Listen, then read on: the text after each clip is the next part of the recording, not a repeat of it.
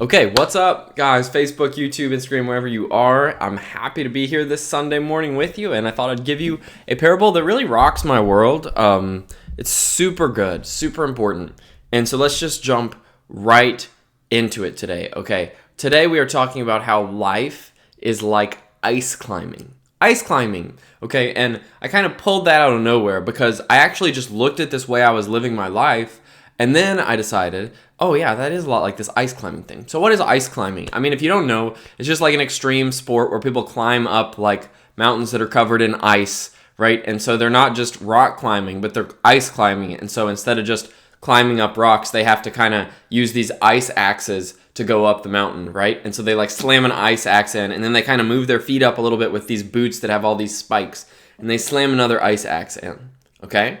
And so now I've been thinking, oh my gosh, one of the things I do that I just really love and that I'm so good at is treating life this way.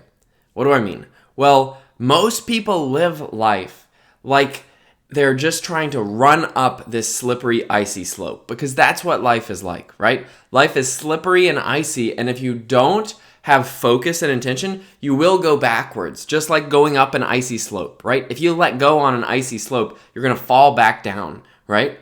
And a lot of people live life where they think they're making progress, but they fall back down. And this is not just some metaphor or something that I made up, but it's called entropy, right? Which is a scientific term for the fact that energy disperses, you know? If I have this bottle of cold water and I let it sit, it's going to go to room temperature. If I have a bottle of hot coffee, a cup of hot coffee, and I let it sit, it's going to go to room temperature. Why? Because the energy naturally evenly disperses, okay? It trends towards chaos. It moves away. And so this is not just something Woody thought of, right? It's the actual scientific truth. And so then I want to just give you some insights on how this whole ice climbing thing could really help you out, okay? Well, right now, I am working on my health, right? Physical health is like my number one priority. I'm losing weight, like I'm getting in shape, I'm getting really fit, and I intend to be totally ripped, six-pack, everything, you know? And it may take a couple months for the six-pack to start showing up, abs by August, and then another maybe 6-9 months a year to get really, really fit, and another couple of years to be like insanely fit. But I'm in for that. That's fine, okay? And so when I'm looking at a goal like that and treating it like ice climbing, here's what I mean. And I'll compare it what I'm doing to most people. And then I'm also going to tell you that I'm not perfect, right? I hate, sometimes I actually avoid messages from people who are coaches or people who are something else just because it makes me feel bad. And so I guess before I tell you any of that, let me just tell you that some humanizing stuff. I've been struggling with my nutrition so much. I'm even really hungry as I'm doing this with you. I'm eating healthy, but I had this crazy thing happen where when I went off Lexapro 3 weeks ago, I suddenly could lose weight again. My body was suddenly back to normal. But unfortunately, one of the ways my body went back to normal is it wasn't ravenously hungry all the time, and it wasn't in the mood to eat just anything. So for the past 3 months, I've been eating keto diet, and I've been eating bagged Brussels sprouts. I would just steam them and put butter on them. And I've been eating the same Trader Joe's sausages and the same meats and the same everything. And it's the most boring stuff on earth. And for 3 months, I ate all this boring food that was super healthy, and it didn't bother me at all. In fact, I thought it was delicious. I was excited about it. And suddenly, when I went off Lexapro 3 weeks ago, all the foods that I had been eating, they look gross to me. I mean, who wants to eat bagged Brussels sprouts? That sounds gross, right? Just steamed in the microwave. Oh, those started tasting gross. And then the meats I was buying myself started tasting gross. And so basically now, every single thing I've been eating now tastes gross because not because my taste buds are messed up, but because it was always gross. It's just that when I was on anti-anxiety meds, for some reason I had a huge appetite and I would eat anything and think it tasted good. And so now I'm having to reevaluate everything. And so just to give you an example, right, this is meant to be a transparent channel, right, not a moral authority or like I am better than you channel. So last night I was so hungry, right, I had this nice salmon cooked, didn't even appetize me, right, I didn't have the appetite, so I just ate some sliced cheese right from the supermarket and some almond butter. And then I was still hungry at 9 p.m. So I went back downstairs and I ate the most carbs I've eaten in like months. I ate 15 Tostitos Scoops chips, which is only about 30 carbs, right? Not that much. Not a big deal, certainly. Probably won't even affect my weight loss now that my metabolism's back. I can probably eat some carbs. But point being, I ate like crap yesterday. I mean, not like I didn't eat cake, I didn't eat sugar, I didn't eat gluten, so probably not like the crap you might think of as crap. But for me, I eat like crap. I was eating chips and cheese at 10 o'clock at night watching Grey's Anatomy with Preetha. And like I ate some chips and cheese and then like shredded cheese and microwaved it just like I did when I was a kid. And so anyway, That's like the state I'm in right now. So I don't just tell you these things like I'm some guy who wants to tell you stuff and be smarter than you so that you can respect me and buy something from me. I'm telling you because every day I'm thinking about this, and I want people to share with, and friends and other people who care about these things to share these experiences with me. And so, anyway, point is, I'm in real trouble nutrition-wise, not because I don't know what to do, but because suddenly overnight my taste buds changed and I hated every single food I was eating. So I'm going to use this ice climber thing to help me get over my own issue. And there's just a little bit of the human side of it. You can picture me, in a robe, like hair all a mess, unshowered, like cramming chips into my mouth, right? If that makes you feel better, because we're all there sometimes. So anyway, here's my strategy and the ice climbing strategy when it comes to life. What I do is I pick something for my initiative and I like slam it into place with such aggressive boundaries that it sticks, okay? And that's the thing most people don't do. So what I'm saying is most people, if they want to exercise, they say, I should exercise, or I'm trying to exercise, or they go by what they feel, and they like make up some like thing like, well, maybe I'll do this, or maybe I'll do that, or I should exercise more, or I'm going to start doing this, or I'm going to start going on runs. But for me, what I always tend to do is just like if you were climbing up an ice face, you can't just kind of like walk up it. You got to take your ice axe and you got to slam it into the ice so that it sticks and helps you. And then keep going up and then slam the next one in. So for me, what I did is I found this Athlete and X Guys workouts, and you've seen me, and the recordings are on YouTube of me doing them. And I'm doing them pretty much every day. I'm taking today off. Again, I can tell my body's so hungry. I got to work on the nutrition. We'll get to that. But anyway, so I'm doing these Athlete and X Guys workouts, but I'm not just like kind of doing them. I'm like, this is my schedule. Every single time I will improve, and I'm going to slam this in and lock it in, okay? And so the important thing is I'm not worrying about the quality of my workout while I'm doing it. I'm not worrying about anything. There is no worrying here. There is just I'm slamming this in as hard as I can to make sure it sticks, just like someone climbing up a wall of ice. And then once you got that stuck, what do? You slam the next thing in. Okay? You got two axes and you're crawling up with your spiked boots and you like keep slamming these axes in.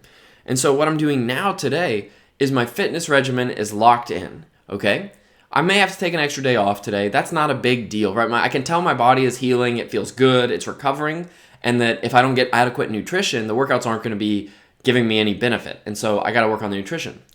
So if you'll notice, I had this really strict thing I just told you about. For 3 months, I ate the exact same thing. All right, I ate the exact same thing. I would buy at Trader Joe's 7 bags of Brussels sprouts, a couple sticks of butter, actually like 4 sticks of butter, a couple things of eggs, right? The exact same chicken sausages, the exact same salmon, the exact same ground beef, the exact same almond butter, the exact same pecans, and basically that was all I ate, right? And so my point is, I slammed that in, all right? But people have this misconception that once they slam something in, it's supposed to be that way forever. That's not the point. The point is you slam it in so you have something to rest on for a while, right?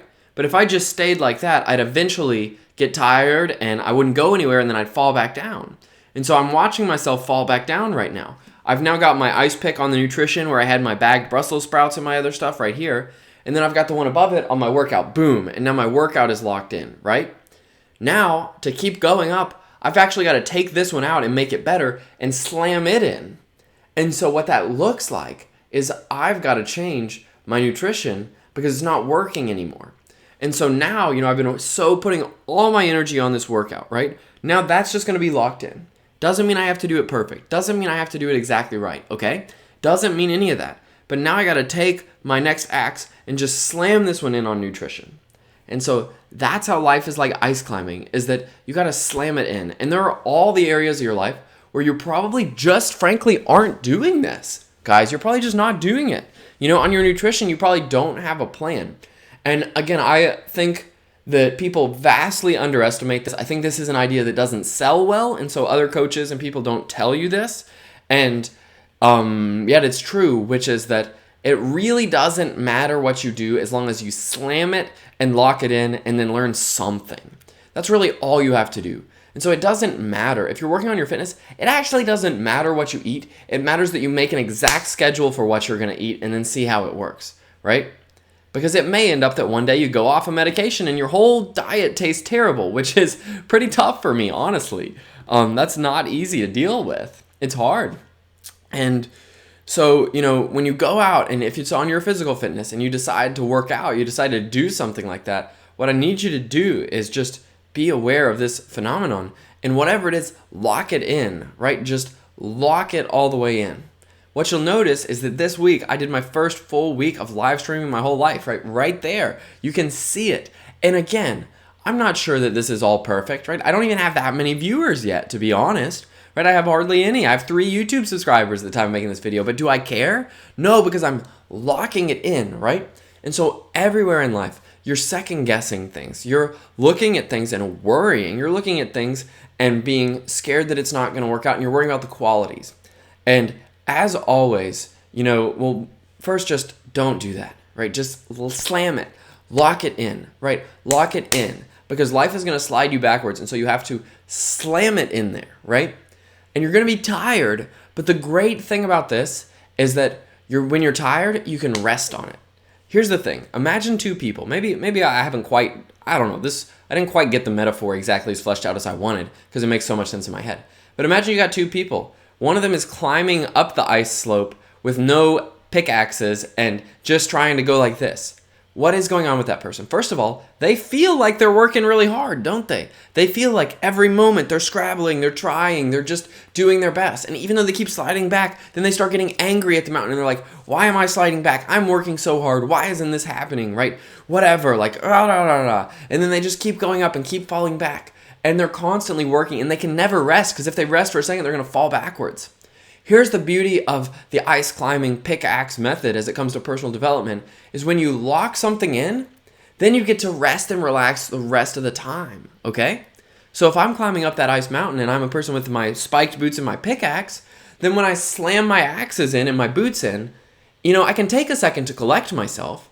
I can't stop, because otherwise I'll die or fall back down. I can never stop, right? In life you can't just stop, but I can, boom, lock it in.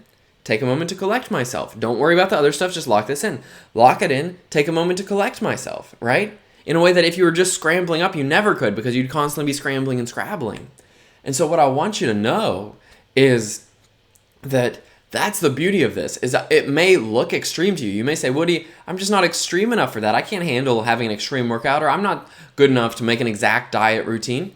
Here's the thing. It's way easier when you do it this way, okay? Because if you just in one day wrote down a diet, like a nutrition plan for yourself, like you just said, here's one day's meals, boom, boom, boom, boom, boom, that's what I'm going to go by. You don't even have to get it perfect. You already know it's there, so you can relax. You're just like, oh, well, these are my guidelines. I'll get close to them and it'll work pretty closely, right? That's what I'm doing with these workouts. You're seeing me. Like yesterday, you saw me. I'm putting the recording up on YouTube. I think I might have already, but I'm definitely putting it up. I had a 6-minute workout because I did the first set and I thought, my body's not ready for this. And if I had just been working out willy-nilly and making stuff up, I would have been worried, is this a good enough workout? Is it not? Is it going to help me? Is it not? And that's what people are doing all the time in life. But I'm not worried about that, because I know I have a very extreme regimen. And even if I fail it a couple days, no problem. I'll just jump right back into it, because that axe is still right there. And so now the nutrition one's falling out and I got to advance. So I'm slamming that one in. And then the other thing I want to get across to you on this metaphor, which I try to bring up pretty much in everything, is that society, people, like, for some reason, they have no idea what they're doing.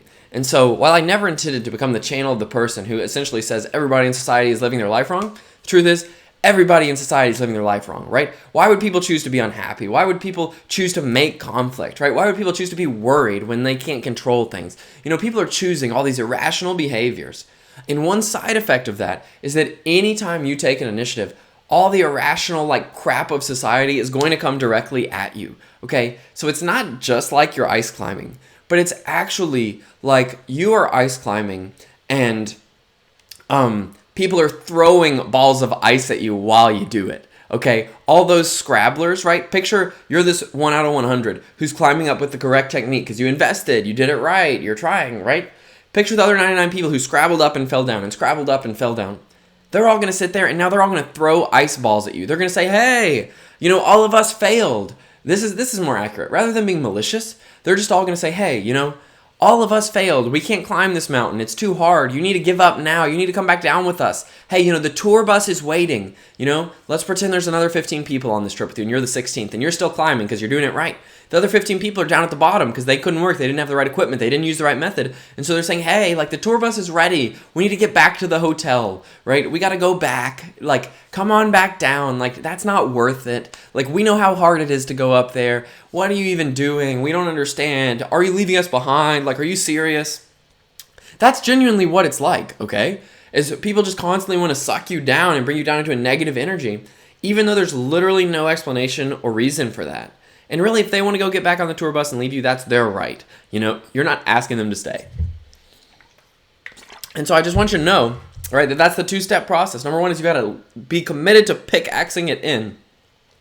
And then when that puts pressures on you socially, you got to be strong enough to get through it. And so that's my goal here. That's my goal for you, is not to tell you information or make you more intelligent, but rather my goal is to be the social community that tells you you're doing the right thing, because you obviously are. I mean, how could you listen to somebody who's upset all the time? How could you listen to somebody who's angry all the time? Whatever voice is in your head of somebody who's a naysayer to you, how could you respect somebody who's a naysayer? It doesn't make any sense. You can't respect somebody like that. You can still love them, right? I talk about my human iPhone invention that I'm working on and how I'm creating these functions, right? My emotional output function is always just massive love, right? That never changes for anyone. But it doesn't mean I let people inside my brain or my heart if they're being negative. Heck no, right? I'm giving love, but physically I'm setting boundaries, and mentally and emotionally I'm not letting them into me, okay? And so you got to just understand that everyone in society is doing everything wrong. And I'm going to say that 1,000 times on this channel, 10,000 times. However many videos I make, that's how many times I'll end up saying it, because you got to understand that. And I hope that watching my videos just wakes you up that there's a new way to live. And you can be fit. You can get biceps. You can, live stream your life on camera. You can be happy. You can have good nutrition. You can make more money and become a liberated millionaire. You can do all this stuff. And I'm doing it. And this is me broadcasting it live. And I'm not perfect. Like I said, last night I was deep in a bag of Tostitos scoops covered in shredded cheese, right? Because my nutrition is struggling. But I'm using the ice climbing method. And while everybody else tends to feel like they're working, this is huge in corporate workplaces, right? This is huge in the workplace, is that everybody loves to feel like they're working, right? And everybody's afraid of being accused of not being a hard worker. And that's another reason why people go for the scrabbling up the cliffs method, is because you can always say you're working at 100%, right? Because if you're not using the right technique, if you're frustrated, if you're doing it wrong, you're going to have to use 110% just to stay alive, right? Just to keep scrabbling. But if you're using your pickaxe, sometimes people look at you and they're like, why are you just sitting at home today, dude? Why are you just sitting at home making a YouTube video, And I'm like, this is part of my pickaxe. Why aren't you out there, at your corporate job? Why'd you quit your corporate job to go make videos and to work out, You can't sustain yourself like that. It's just watch me. I'm just pickaxing my way up the mountain. I'm going to get up there and you're not, even though it's easier for me, right? It's a win-win. And so you just got to understand that. You got to understand that there are forces at play, including the corporate work, including your family, including the school systems, everything, religions, everything is teaching you to constantly be scrabbling and afraid, and you don't need to be. You can just relax and be happy, okay? How does that sound? Does that sound cool? I think it sounds pretty cool. So that's parable for today, and I'm going to move right into the nutrition and workout section. Well, I'll move into the therapy section first, okay? So I'm not even going to go anywhere. I'm just going to stop the recording and split my recording here. So stop recording.